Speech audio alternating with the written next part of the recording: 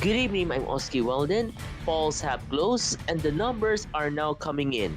The Commission on Elections has begun releasing partial and unofficial results, giving us our first glimpse into how the nation is voting, from tight local races to key Senate battles. We're tracking the early leaders and the shifting dynamics hour by hour. Stay with us as we break down the latest tallies and give you the latest headlines and updates on election. This is Vote 2025.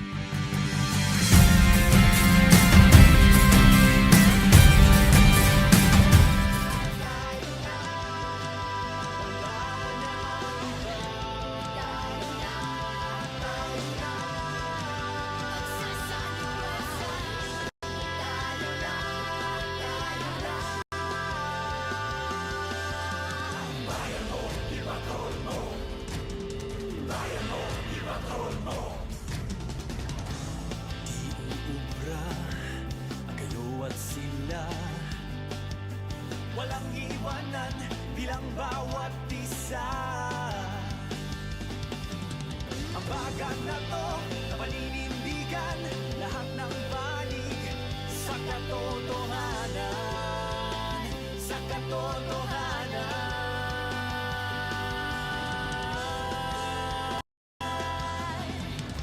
Huwag nang malihis sa pagtatalo, huwag nang mag-abang na itulak tayo. Tayo magtutuloy ng pagbabago. Tayo na, tayo na.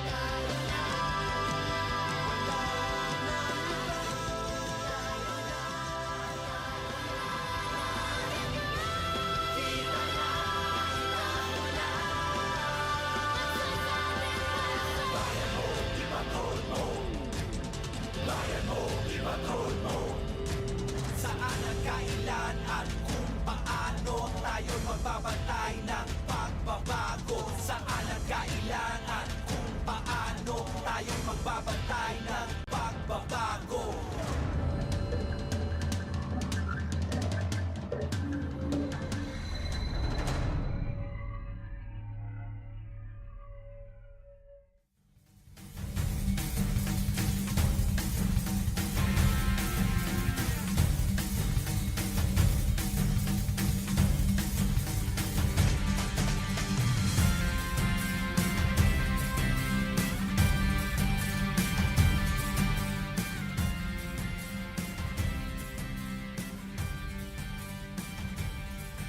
Now is partial unofficial results aggregated from Comelec data as of May 12, 2025, 9:59 p.m. and 70.08% of election results. First is Go Bongo with 24,232,967 votes. Second, Aquino Bam with 19,265,645 votes. Third, De La Rosa Bato with 18,532,743 votes. Tulfo Erwin with 50,463,002 votes.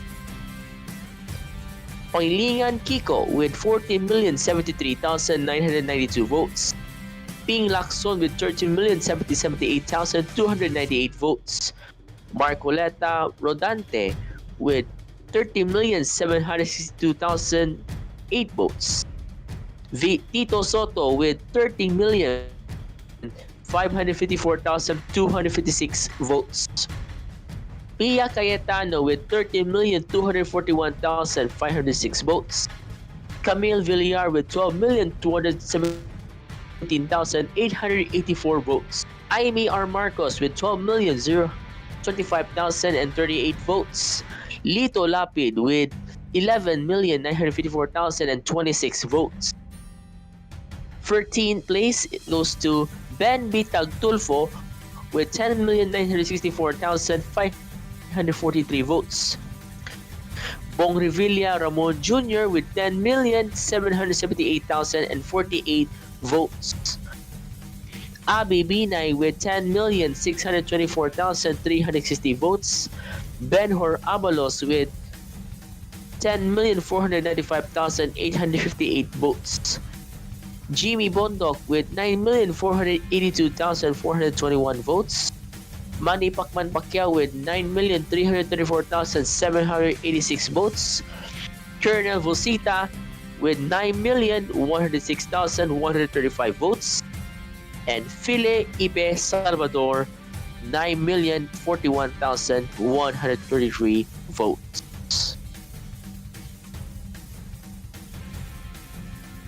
And here are the latest from the headlines for today.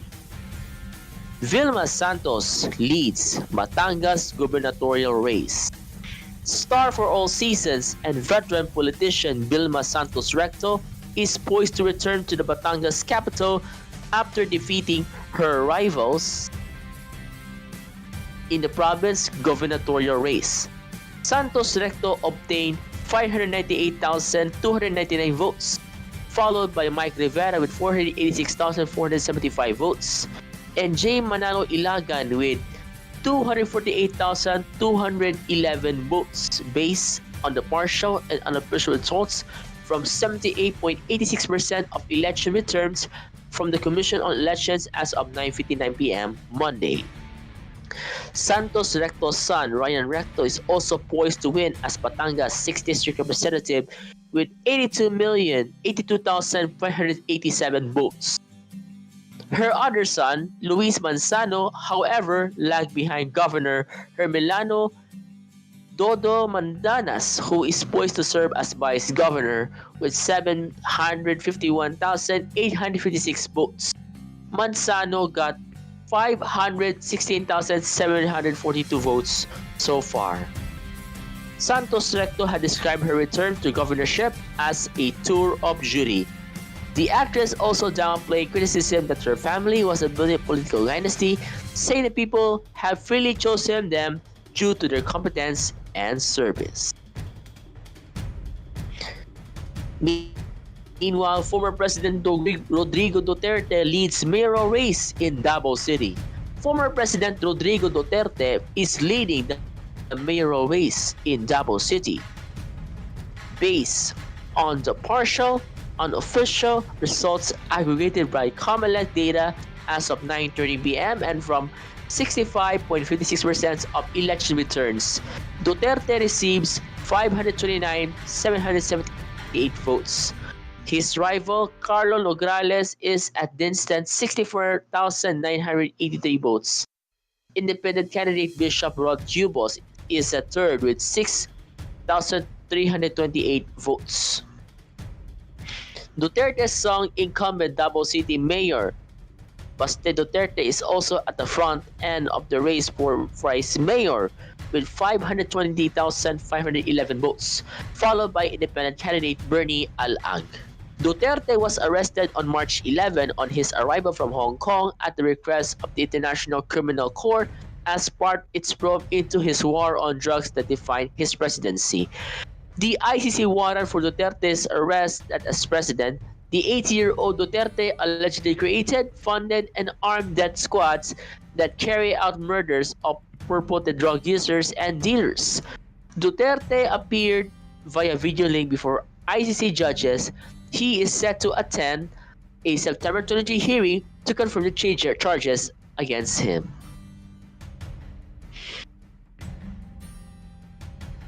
Meanwhile, Lenin Robredo builds huge lead in Naga City mayoral race.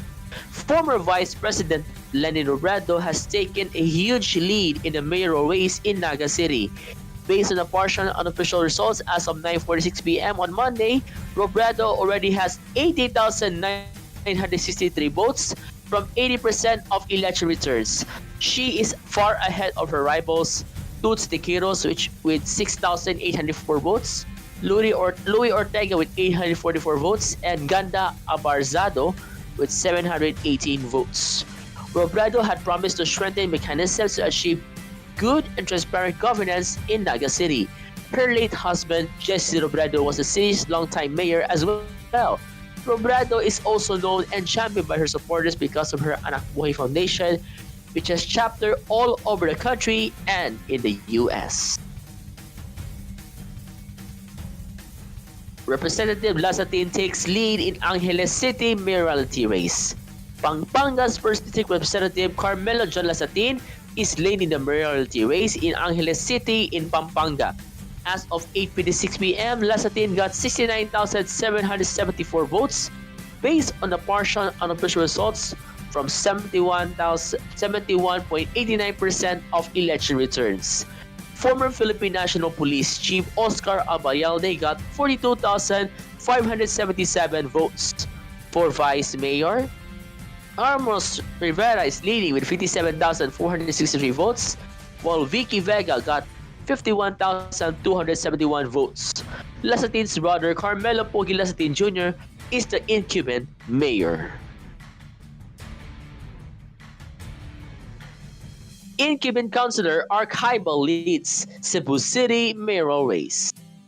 Bando Osmeña Puno Kauswagan, frontrunner and incumbent Councilor Nestor Archibal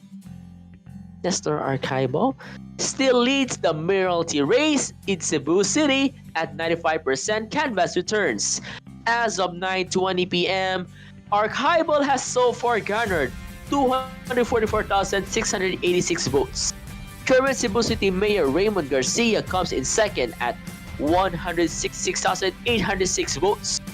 For the vice mayoralty race, former Cebu City Mayor Tomas Osmeña still leads with 223,919 votes, while the current acting vice mayor and basketball star Dondon Hontiveros has 182,671 votes in second place. For congressional seat in the 1st District, incumbent Representative QT Del Mar leads with 100,328 votes.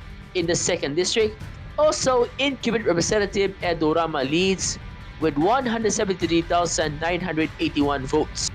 Cebu City's election officer Ferdinand Gujide told those present in the canvassing center that there are still 2 barangays in the mountainous area of the city that have yet to transmit results due to signal difficulties.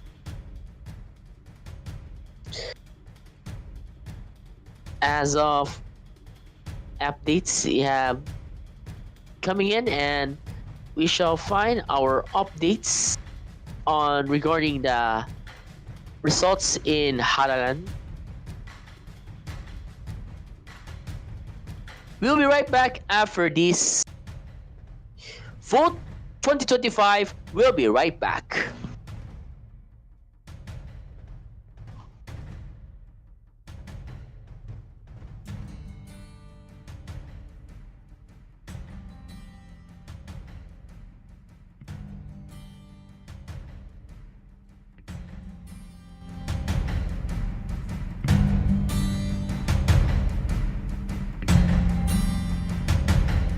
Kailangan kung paano tayo magbabantay ng pagbabago.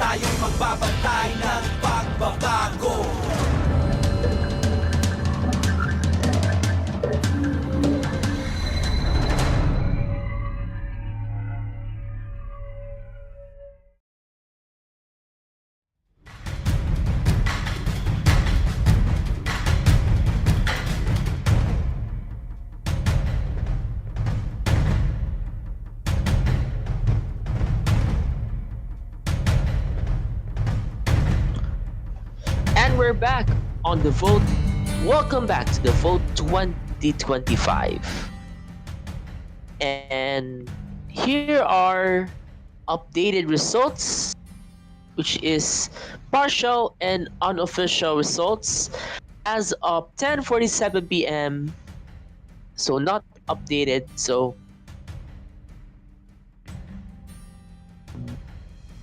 yeah, no, not updated. So partial unofficial results aggregated from Common Like data as of May 12, 9:59 p.m. and from 70.08% of election results. I repeat, first, Go Bongo with 24,232,967 votes, Bamakina with 19,265,645 votes, Pato de la Rosa with 18,532,743 votes, Erwin Tulfo with 50,463,002 votes, Kiko Pangilingan with 40,073,992 votes, Ping Lacson with 30,778,298 votes, Rodante Marcoleta with 30,762,008 votes, Tito Soto with 30,554,256 votes, Pia Cayetano with 30,241,506 votes, Camille Villar with 12,217,884 votes. Votes. Next is Marcos Aimee with 12,225,038 votes. Lito Lapid with 11,954,026 votes. Ben Tulfo with 10,964,543 votes. Bong Revilla with 10,778,048 votes. Abi Binay with 10,624,360 votes. Ben-Hur Abalos with 10,495,858 votes. Jimmy Bondoc with 9,482,421 votes. Manny Pacquiao with 9,334,786 votes. Colonel Busita with 9,168,135 votes. And Philip Salvador with 9,041,133 votes. And we will continue to our Halala news coverage. So, Isko Moreno on brink of returning as Yorme of Manila. Isko Moreno Domagoso is set to reclaim Manila City's top post as he heads the mayoral race against re-electionist Honey Lacuna and newcomer Sam Bersosa in Manila. Moreno obtained 539,360 votes, followed by Lacuna with 191,836 votes, and Versosa with 165,265, according to the Commission on Elections' partial unofficial results, and from 77.41% of election returns. Lacuna was Moreno's running mate when he made his mayoralty debut in 2019. She had said she felt betrayed by Moreno's decision to reclaim the city hall following his retirement from politics. Domagoso ran for president in 2022 but lost to Ferdinand Marcos Jr. After 2022 polls, Moreno, a former actor, briefly returned to TV hosting. Aguilar's maintained grip on Las Piñas local polls. Santos beats Villar. Incumbent Las Piñas City Councilor Mark Anthony Santos is currently on pace to win his bid for Congress against Senator Cynthia Villar. As of 12/2025 at 10:37 p.m., Santos has received 114,491 votes. Villar, on the other hand, is currently number 2 in the city with 82,703 votes. The senator's daughter, Camille Villar, was previously held Las Piñas' lone seat in the Congress. Meanwhile, April and Imelda Aguilar are expected to continue to lead Las Piñas City as they currently post wide distances over their respective opponents. The daughter and mother tandem of April and Imelda currently has 123,322 and 129,877 votes, also as of May 12, 2025 at 10:37 p.m. These were enough for the Aguilars to dominate the Villar-led Nacionalista Party. Meryl bet Carlo Aguilar, April's cousin, who currently has 84,082 votes, and Vice Mayoral bet Louis Bustamante, who has 70,436 votes. April and Imelda also won during the 2022 elections, but in reverse roles. Malapitan builds lead over Trillanes in Caloocan mayoral race. Incumbent Mayor Alom Malapitan continues to lead the Caloocan mayoral race with a margin of over 100,000 votes over former Senator Antonio Trillanes IV. Based on the partial and official results from the Comelec as of 9:59 p.m., Malapitan has 330,499 votes, while Trillanes has 220,422 votes, with over 75% of votes in the city counted. Malapitan's current running mate was Karina Te, also leads with 333,510 votes, while Trillanes' running mate PG Malonzo has 188,682 votes. The incumbent mayor is the son of former Mayor Oscar Malapitan, who served for 3 terms until 2022. Maan Teodoro leads Marikina mayoral race. Representative Marjorie Ann Maan Teodoro is poised to win Marikina City's mayoral race against Representative Stella Kimbo. Maan Teodoro, the wife of the popular Marikina City Mayor Marcelino Marci Teodoro, received a total of 144,477 votes according to the partial unofficial Commission on Elections vote count as of 10:40 p.m. based on 74.1% election returns. Kimbo, meanwhile, gathered a total of 110,178 votes.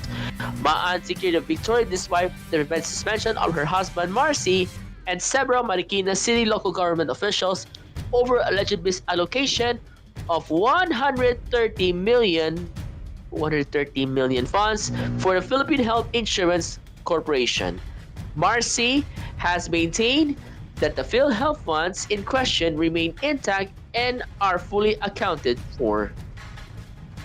The suspended Mayor Marcy is running against term-limited Senator Coco Pimentel for the city's 1st District congressional seat. Filipinos, wait lang. And no order yet to suspend proclamation of Rodrigo Duterte as Davao Mayor, according to Comelec Chairman George Erwin Garcia. Commission on Elections Chairman George Garcia on Monday night said there is no issuance of any suspension to proclaim former President Rodrigo Duterte if ever he wins Davao City mayor's race, despite being in The Hague, Netherlands. In an interview with the media reporters, the Garcia said the agency's jurisdiction over a candidate ends once the latter gets proclaimed. Una po, wala kasing tayong issue na kahit anong order to suspend proclamation. Although I think may kaso kaka-file lang nung isang araw. It was filed yesterday nung Sabado or Friday, he said. He noted Comelec has yet to act on the complaint, hence it cannot do anything about the matter as of this moment. Duterte is facing a complaint before the International Criminal Court on alleged crimes against humanity over his term's bloody war on drugs. Garcia said the Department of Interior and local government will handle the case of a candidate who was be proclaimed, but it's also facing a legal issue. Alam niyo po DILG na kung maalam niyo, hanggang proclamation na po kami sa isang taong nanalo. Basta po, naprogram na siya, tapos matatapos na jurisdiction ng Commission on Elections. Garcia said the poll body can present and full complete tally, yet since the results are mostly complete coming from individual precincts. Hindi na lang po namin pwede ipakita yung kabuuan ng lahat-lahat kasi po para po kami gumawa ng isang official tally, baka po kasi mag-jump agad sa conclusion na yun ang final result. Kasi remember, lahat ng results mula sa presinto papunta sa municipal board, sa provincial board, sa national board, pwede kasing questionin ng abogado ng iba't ibang partido o kandidato, he explained. Ang pumasok po ay hindi buong probinsya, hindi buong syudad, hindi yung mga presinto, mga tagapag-transmit sa mga probinsya niyan. He added, Garcia also stressed that unofficial results mean the rankings cannot be the basis yet of the agencies for proclamation. He said a partial tally is only for transparency purposes, especially for concerned agencies and media. The turnout of election results is at 62.70% as of 9:30 p.m. on Monday.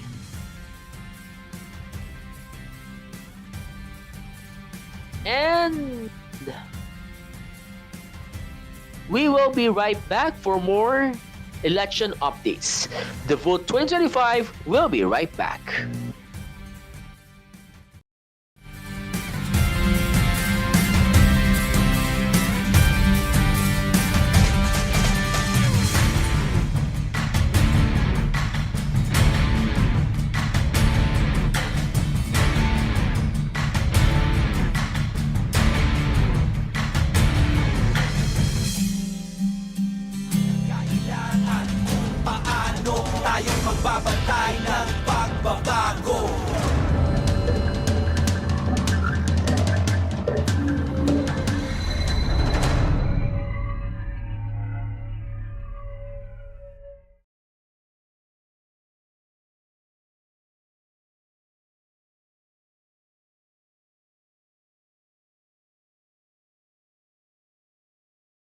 Kailangan kung paano tayo magbabantay ng pagbabago.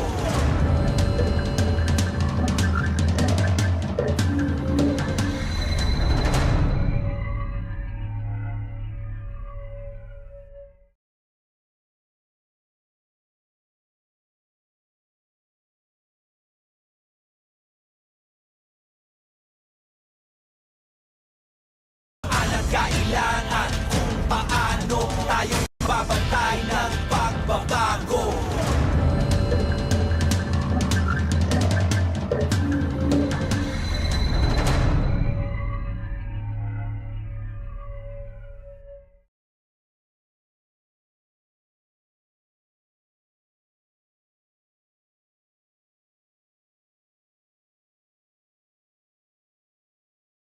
Kailangan kung paano tayo magbabantay ng pagbabago.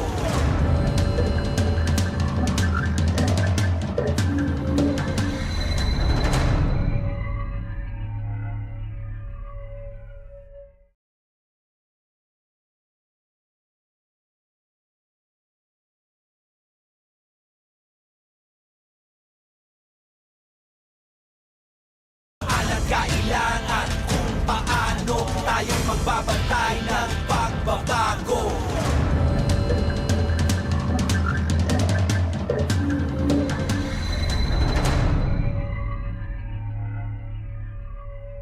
pagbabago.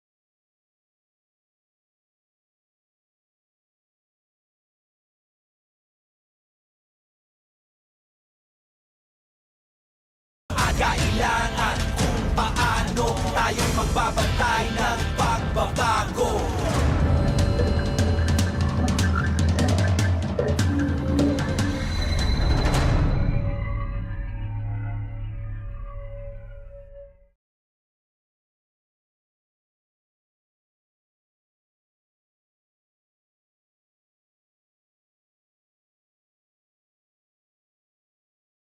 Kailangan kung paano tayo magbabantay ng pagbabago.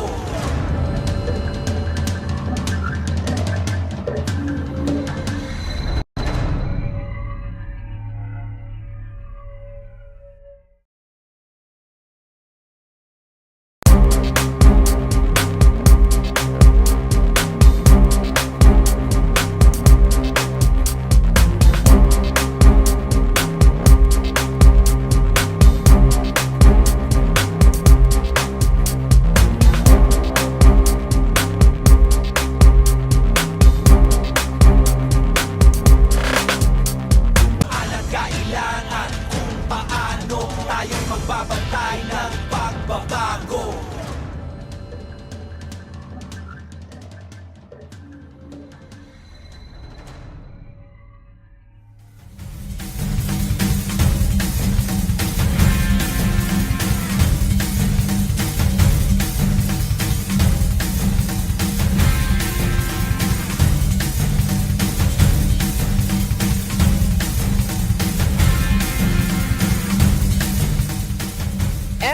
back on the vote 2025.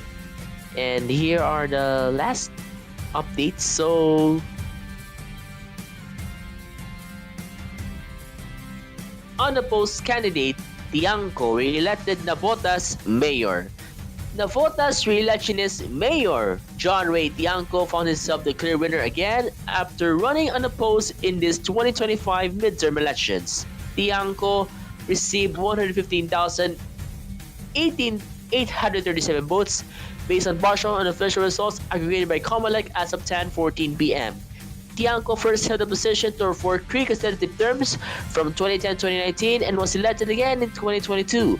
His running mate Captito Sanchez also ran unopposed. Sanchez got 106,878 votes. Bongo on taking top Senate spot, parang akong nabunutan ng tinik. Re-electionist Bongo said late Monday he felt relief after the partial unofficial results of the 2025 senatorial race showed him at the top spot, while the results are still partial and unofficial. Go thanked his supporters, saying he is happy that and they still trust him. Parang ako nabunod na tinik. Salamat po sa iyong tiwala. Hindi ko po sasayang yung tiwalang binigay niyo po sa akin. Go said in an interview with ABS-CBN News. As of 10:37 p.m. of May 12, Go is still at the top spot with 25,038,356 votes. Sandoval nears re-election in Malabon. Incumbent Malabon Mayor Jenny ng Sandoval is leading more than 50,000 votes over her rival Jay Nacson Noel in the mayoral race of the city. Based on the partial results aggregated from Comelec data as of 10:40 p.m., Sandoval receives 113,234 votes over Lacson Noel 61,019. This accounted for 76.34% of the total election returns. Nang Sandoval was first elected as mayor in 2022 after serving as vice mayor from 2013 to 2019. In the vice mayoral race, Edward Nolasco is enjoying the lead with 68,959 votes over actress and Longos Village chief Angelica de la Cruz, who got 51,283 votes. And we got finding, and finally, we had an update on Francis Zamora ahead in San Juan mayoral race. Incumbent Mayor Francis Zamora is headed for a third term in the city of San Juan, based on the partial unofficial results from Comelec data as of 10:40 p.m. Monday. Zamora gathered 50,152 votes over his political foe and former PBA player Philip Cesar, who received 7,231 votes. Zamora's running mate Angelo Agcoili is also ahead of his rival, independent candidate Kenny Crisologo.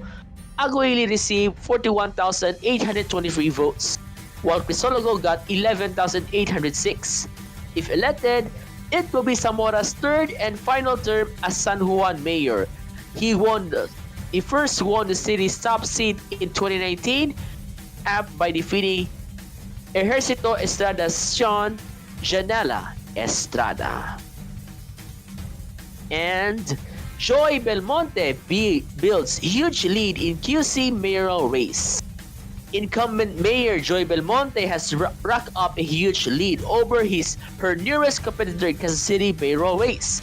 Based on the partial unofficial results from the Comelec as of 9:54 p.m., with over 73% of the votes in the city counted, Belmonte had 992,379 votes, followed by Justado Velasco with 20,322 votes, Jonathan Caballo with 13,015 votes, Ronaldo Jota with 8,264 votes, and Noli Navat with 4,090 votes.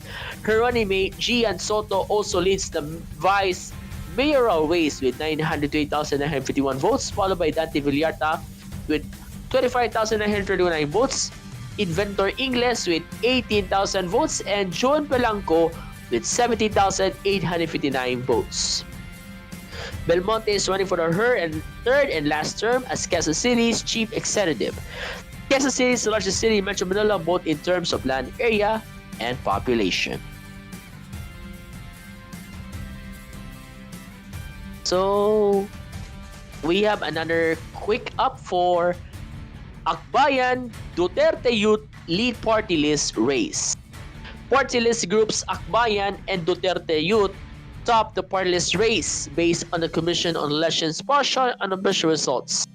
As of 9:13 p.m., Akbayan got 2,219,662 or 7.25% of votes based on 58.9% of election returns. Cardemas Duterte Youth got the second highest number of votes so far with 1,720,224 votes or 5.64%. Tingo got 1,224,365 votes. 4Ps got 1,015,286. ACT-CIS got 950,663 votes. The rest of the top 20 party groups are 4Ps with 1,015,286 votes, ACT-CIS with 950,663, Ako Bicol with 769,695, Solid North Party with 599,090 votes, Uswag Ilonggo with 560,678 votes, Sibak with 475,057 votes, Trabajo with 463,718, Senior Citizens with 441,886, Mamamayang Libera with 429,153, Malasakit at Bayanihan is 458,759, EPP got 424,172, United Senior Citizens with 412,137 votes, FPJ Panday Bayanihan is 410,243, LPGMA got 395,726 votes, Co-op Natco with 364,858, Agab with 363,612, and Agimat with 344,263.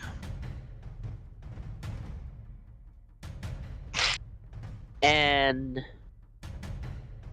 there you go. As of partial, again, for the results, partial, unofficial results aggregated from Comelec data as of May 12, 2025, 9:59 p.m. and from 70.08% of election returns. Nauna si Go Bongo with 24,232,967 votes. Bam Aquino with 19,265,645 votes. Bato de la Rosa with 18,532,743 votes. Erwin Tulfo with 50,463,002 votes. Kiko Panglingan with 14,073,992 votes. Ping Lacson with 13,778,298 votes. Rodante Marcoleta with 13,762,008 votes. Tito Soto with 13,554,256 votes. Pia Cayetano with 13,241,506 votes. Camille Villar with 12,217,884 votes. Amy Marcos with 12,025,038 votes. Lito Lapid with 11,954,026 votes. Ben Tulfo with 10,964,543 votes. Bong Revilla with 10,778,048 votes. Abby Binay with 10,624,360 votes. Benhur Abulos with 10,495,858 votes. Jimmy Bondok with 9,482,421 votes. Manny Pacquiao with 9,334,786 votes. Colonel Busita with 9,106,135 votes. and Philip Salvador with 9,041,133 votes. Yan. That's it? Yeah. And that brings us to the end of our special coverage of Vote 2025 here on RBS News. Today, the Filipino people once again show the strength of our democracy through long lines, early mornings, and determined hearts. The vote has been cast, and the nation has spoken. While the results remain partial and unofficial, the direction is becoming clearer, but beyond the numbers. What matters most is the renewed commitment of every citizen to shaping our future. As we close tonight's broadcast, we thank you for trusting RBS News as your partner in this historic moment. Committed to truth, transparency, and public service doesn't end here. Because democracy doesn't end after the vote. This has been Vote 2025. I am Oski Weldon, and we will continue to deliver you the latest headlines. Good evening.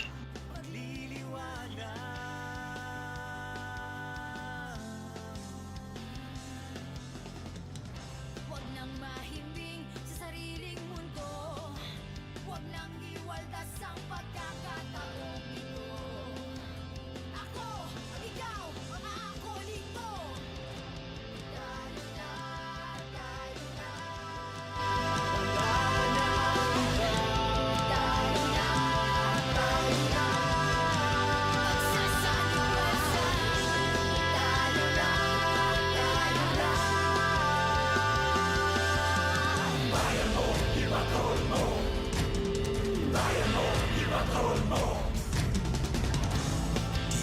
Ubra ang kayo at sila. Walang iwanan bilang bawat isa. Ang bagan na to na paninindigan, lahat ng banig sa katotohanan, sa katotohanan.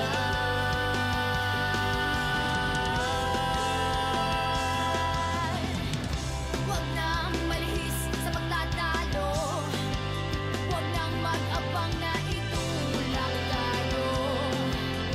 Tayo magtutuloy ng pagbabago. Tayo na, tayo na. Tayo na, tayo na. Magsasaliwasan.